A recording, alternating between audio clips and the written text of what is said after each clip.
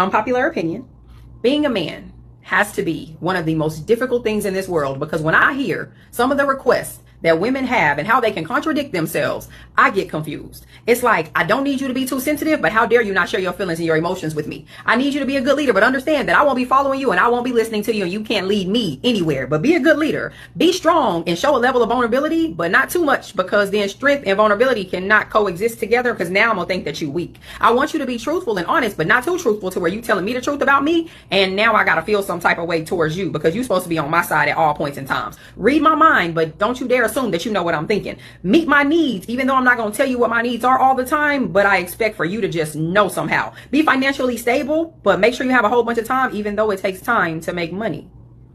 Now, when you hear some of these requests out loud and you see how they contradict themselves, don't it sound silly? And wouldn't you be just as confused as he is? She articulated it perfectly. Women are walking contradictions. Bottom line. When a woman talks, she doesn't listen to what it is that she's saying until you repeat it back to her. And she's like, oh, no, I didn't say that a lot of times. Or she realized how crazy it sounds. There have been experiments in shows where guys have said things to women and they're like, well, that sounds narcissistic. That sounds ridiculous. That sounds crazy. And they say, well, did a survey. A lot of women said all these things that you were saying. Like, they summed it up. Or that was said here. Because women don't think. They just spit out stuff.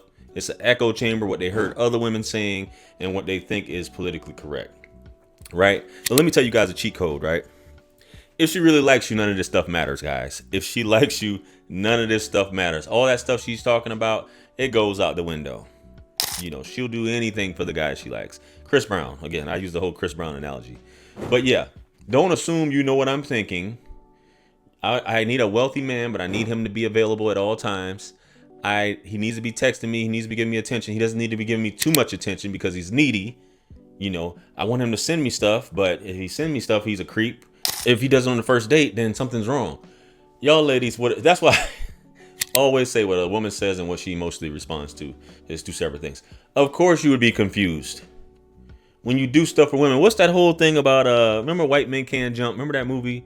Where my man Billy gets old girl Rosie Perez's character. She says she's thirsty, and he went to get her a glass of water, and she's like, "Just because I said I'm thirsty doesn't mean you need to get me a glass of water. It's about," and he's like, "Huh?" When I said I was thirsty, it doesn't mean I want you to bring me a glass of water.